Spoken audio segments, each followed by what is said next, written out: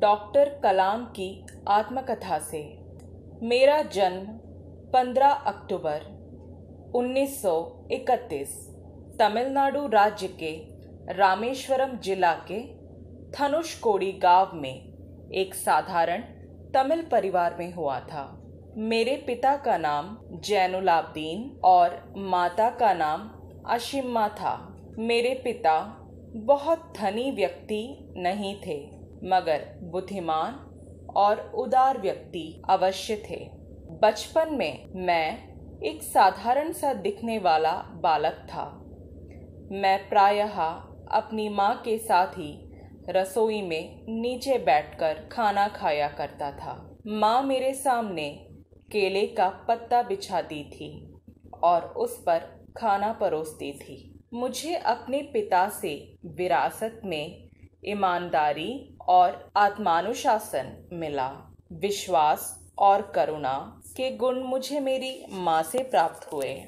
मैं अपने पिता की आर्थिक मदद के लिए अखबार बांटने का काम किया करता था। मैं पढ़ाई लिखाई में सामान्य था, पर मुझ में एक विशेष बात थी। मैं नई नई चीजों को सीखने में बहुत रुचि लेता था। मैंने रामनाथपुरम से 10वीं पास की और फिर आगे की पढ़ाई करने के लिए तिरुचिरापल्ली चला गया। मैंने सन 1954 में भौतिक विज्ञान में स्नातक किया। 1955 में मैं मद्रास चला गया और वहां से एरोस्पेस इंजीनियरिंग की शिक्षा पाई। फिर वर्ष 1960 में मैंने मद्रास इंस्टीट्यूट ऑफ टेक्नोलॉजी से इंजीनियरिंग की पढ़ाई पूरी की। अपनी पढ़ाई पूरी करने के बाद भारत की रक्षा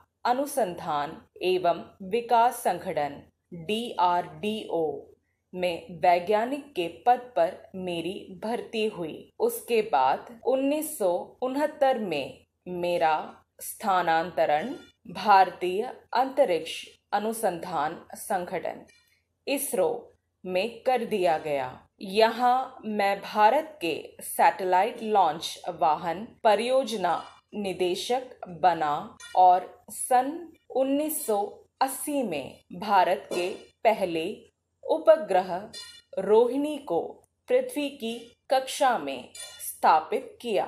फिर 22 मई 1989 को अग्नि मिसाइल का सफलतापूर्वक प्रेक्षण किया। लॉन्च वाहन प्रौद्योगिकी और बैलिस्टिक मिसाइल के विकास पर मेरे काम के लिए मुझे the missile man of India कहा गया।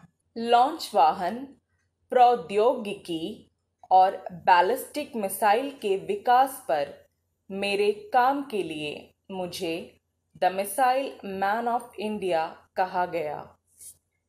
वर्ष 1999 में गणतंत्र दिवस पर राष्ट्रपति ने मिसाइल कार्यक्रम की सफलता पर खुशी मनाई। मुझे और डॉक्टर अरुणाचलम को पद्म विभूषण से सम्मानित किया गया। उसके बाद वर्ष 2002 में मुझे राष्ट्रपति पद का उम्मीदवार बनाया गया। मैं 25 जुलाई 2002 को भारत का 11वां राष्ट्रपति बना।